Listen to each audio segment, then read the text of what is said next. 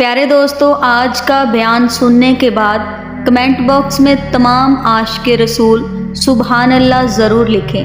اچھے اخلاق اور کردار کے ساتھ خوبرو صورت بھی اللہ کی ایک بڑی نعمت ہے، جس کی طرف ہر انسان کا دل خود بخود کھینچا چلا جاتا ہے۔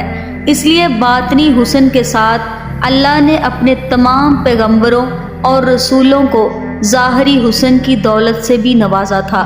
چنانچہ ہمارے پیارے نبی حضرت محمد مصطفیٰ صلی اللہ علیہ وآلہ وسلم کے بھیجے گئے تمام پیغمبروں اور پوری نسل انسانیت میں سب سے خوبصورت اور حسین و شکل و صورت کے مالک ہیں۔ اللہ نے سلطان عرب و عجم حضرت محمد مصطفیٰ صلی اللہ علیہ وآلہ وسلم کی مثل نہ کسی کو پیدا فرمایا اور نہ کبھی کوئی پیدا ہوگا۔ حضور اپنی خوبیوں، کمالات اور ظاہری خصوصیات میں ایسے یکتا ہیں کہ اس میں آپ کا کوئی شریک نہیں۔ امام قرطبی نے نقل کیا ہے کہ اللہ تعالیٰ نے نبی پاک صلی اللہ علیہ وآلہ وسلم کا مکمل حسن و جمال دنیا میں ظاہر نہیں فرمایا۔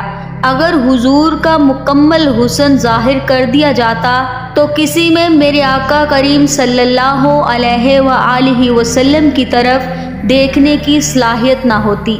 اللہ نے اپنے محبوب نبی کو جمال عطا فرمایا تھا۔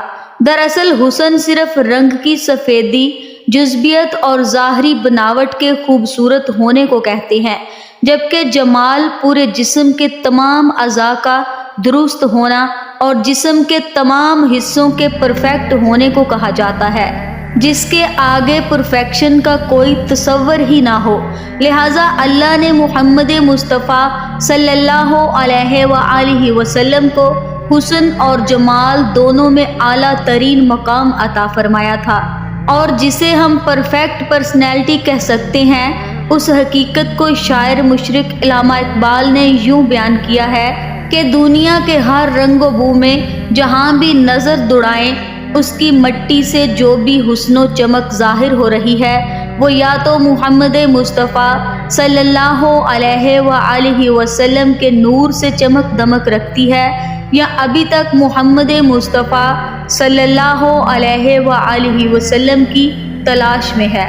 احادیث کی کتابوں اور صحابہ کرام کے اقوال سے یہ پتہ چلتا ہے کہ حضور کے جسم مبارک کے تمام حصوں میں مکمل تناسب پایا جاتا تھا۔ اللہ نے اپنے محبوب کو تمام عیب اور نقص سے پاک رکھا تھا۔ حضور سر سے پاؤں تک ایک مثالی شخصیت تھے۔ صحابہ کرام ہمیشہ حضور کی ظاہری شخصیت اور خوبصورتی کی تعریفیں، مدح اور شاعری کیا کرتے تھے، جو تاریخی کتابوں میں بھری پڑی ہیں، جن میں شاعر اسلام حضرت حسان بن ثابت رضی اللہ تعالی عنہ کا ایک مشہور شاعر ہے، جس کا ترجمہ کچھ یوں ہے: یا رسول اللہ، آپ سے زیادہ حسن و جمال والا میری آنکھوں نے کبھی کسی کو دیکھا ہی نہیں، اور آپ سے زیادہ جمیل کسی عورت نے جانا ہی نہیں۔ حضرت ابو ہریرہ، انس بن مالک، عبداللہ بن عمر، کعب بن مالک، جابر بن عبداللہ اور حضرت برا بن عازب رضی اللہ تعالی عنہ نے حضور کی خوبصورتی اور جسمانی بناوٹ، حلیہ کو جس طرح بیان کیا، اگر ان تمام روایتوں اور اقوال کو ایک جگہ جمع کیا جائے تو وہ کچھ یوں ہے کہ میرے آقا کریم صلی اللہ علیہ وآلہ وسلم کے جسم مبارک کا رنگ تو گورا سفید تھا، گویا ایسا معلوم ہوتا تھا کہ آپ کا بدن چاندی سے ڈھال کر بنایا گیا ہو۔ حضور کا جسم نہایت ہی نرم و نازک تھا، جسے ایک خاص قسم کی خوشبو آتی تھی۔ صحابہ کرام فرماتے ہیں کہ حضور کی جسم کی خوشبو سے زیادہ اچھی خوشبو ہم نے کبھی نہیں سونگھی، یہاں تک کہ حضور کے جسم مبارک سے گرنے والے پسینے کو ہم جمع کر لیا کرتے اور اسے بطور عطر استعمال کیا کرتے تھے۔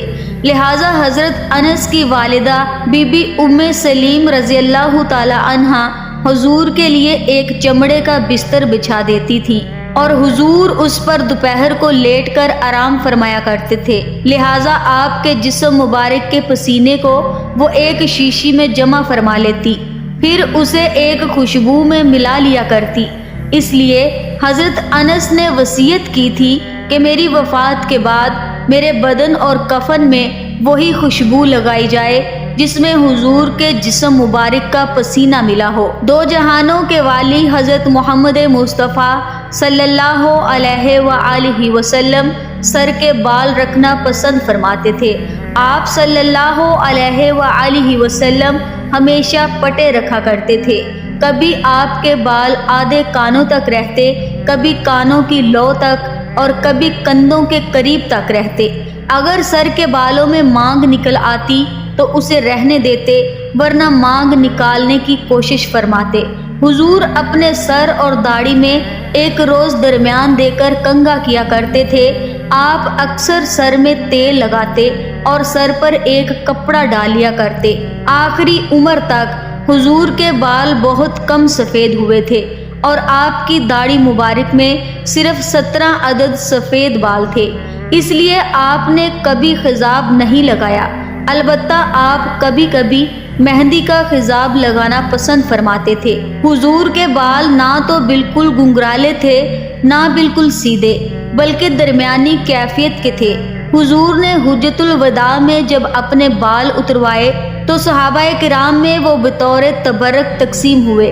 بی بی ام سلمہ نے ان بالوں کو ایک شیشی میں رکھ دیا تھا، اور جب کسی شخص کو نظر لگ جاتی یا کوئی مرض ہوتا تو آپ اسی شیشی کو پانی میں ڈبو کر دیتی تھیں اور اس پانی سے شفا حاصل ہو جاتی تھی۔ حضور کا چہرہ مبارک نہایت ہی پر نور اور خوبصورت تھا، نہ زیادہ گول تھا اور نہ زیادہ پھولا ہوا۔ آپ کے دانت مبارک ابدار موتیوں کے مانند تھے جو سفید چہرے کے ساتھ چمکتے یاقوت کے موتی کی طرح لگتے تھے۔ حضور کی آنکھیں بڑی سیاہ اور سرمنگی تھیں جن میں سرخ ڈورے دکھائی دیتے تھے۔ جب حضور کی طرف کوئی نظر کرتا تو یوں سمجھتا کہ آپ کی آنکھوں میں سرما لگا ہے، جبکہ آپ کی آنکھوں میں سرما موجود نہ ہوتا تھا۔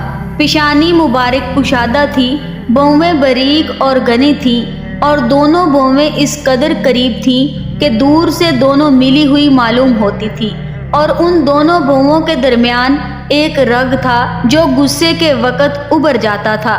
آنکھوں کی پلکیں گھنی اور دراز تھی۔ اللہ نے حضور کو ایسا معجزہ عطا فرمایا کہ ان مقدس آنکھوں سے آپ ایک ہی وقت میں آگے پیچھے، دائیں بائیں، اوپر نیچے، دن رات، اندھیرے اجالے میں بھی یکساں دیکھ لیتے تھے۔ حضور کی ناک نہایت ہی خوبصورت، اونچی اور خمیدہ تھی۔ ناک کی بلندی سے اس پر نور چمکتا معلوم ہوتا تھا۔ حضور کے مبارک کان میں بھی معجزانہ شان تھی۔ آپ خود ارشاد فرمایا کرتے تھے کہ میں ان چیزوں کو دیکھتا ہوں جن کو تم میں سے کوئی نہیں دیکھتا، اور ان آوازوں کو سنتا ہوں جن کو تم میں سے کوئی نہیں سنتا۔ پیارے نبی کے رخسار مبارک نرم و نازک تھے۔ آپ جب گفتگو کرتے تو آپ کے دونوں گال ہموار ہو جایا کرتے۔ حضور کی گردن مبارک نہایت ہی معتدل سراہی دار اور شڈول تھی، جو خوبصورتی اور صفائی میں نہایت ہی بے مثل تھی۔ حضور کی مقدس ہتھیلیاں چوڑی، گوشت سے بری ہوئی، کلائیاں لمبی، بازو دراز، جبکہ ہتھیلیاں نہایت ہی نرم و نازک تھیں، جس سے ایک خاص قسم کی خوشبو آتی تھی۔ چنانچہ جس شخص سے آپ مصافحہ فرماتے وہ دن بھر اپنے ہاتھوں کو خوشبودار پاتا۔ حضور کا شکم اور سینہ مبارک دونوں ہموار اور برابر تھے۔ سینہ چوڑا تھا اور مقدس چھاتیاں اور پورا شکم بالوں سے خالی تھا، البتہ کندھوں اور کلائیوں پر کچھ بال موجود تھے۔ آپ نہ ہی زیادہ لمبے قد والے تھے اور نہ ہی چھوٹے قد کے، بلکہ آپ کا قد درمیانہ تھا۔ لیکن جب حضور کسی لمبے قد والے شخص کے ساتھ چلتے تو اس سے بھی بلند نظر آتے۔ آپ صلی اللہ علیہ وآلہ وسلم کا چہرہ اس قدر روشن اور پر نور تھا کہ مسلسل دیکھنے پر آنکھیں چن جاتی۔ چہرہ عطر سورج کی طرح روشن تھا اور کوئی شخص بھی آپ کی طرف نظر بر کر نہ دیکھ پاتا۔ حضرت جابر رضی اللہ تعالی عنہ کا بیان ہے کہ میں نے رسول اللہ صلی اللہ علیہ وآلہ وسلم کو ایک مرتبہ چاندنی رات میں دیکھا۔ اس وقت حضور ایک سرخ دھاری دار چادر اوڑے ہوئے تھے۔ میں ایک مرتبہ چاند کی طرف دیکھتا اور ایک مرتبہ حضور کے چہرے کی طرف دیکھتا، یہاں تک کہ میں نے فیصلہ کیا کہ حضور کا چہرہ چاند سے بھی زیادہ خوبصورت تھا۔ ام المومنین حضرت عائشہ فرماتی ہیں کہ مصر والے اگر میرے محبوب کے رخسار مبارک کے اوصاف سن لیتے تو حضرت یوسف کی قیمتیں لگانا بھول جاتے، اور زلیخا کو ملامت کرنے والی عورتیں اگر میرے محبوب کی پیشانی کو دیکھ لیتی تو ہاتھوں کی بجائے اپنے دل کاٹنے کو ترجیح دیتی۔ دراصل حضرت یوسف علیہ السلام اور دیگر حسینوں کا حسن حضرت محمد صلی اللہ علیہ وآلہ وسلم کی حسن کی ایک خیرات ہے۔ حافظ بن حجر لکھتے ہیں کہ ہر ایمان والے کا یہ عقیدہ ہونا چاہیے کہ اللہ کے نبی صلی اللہ علیہ وآلہ وسلم کے بعد کسی کو بھی آپ کی طرح تخلیق نہیں فرمایا ہے، اور نہ آپ کے بعد کوئی آپ کے مثل پیدا ہوگا۔ کسی شخص کا ایمان اس وقت تک مکمل نہیں ہو سکتا جب تک کہ یہ تسلیم نہ کر لے حضور کی ذات ظاہری اور باطنی کمالات ہر انسان سے بڑھ کر ہے۔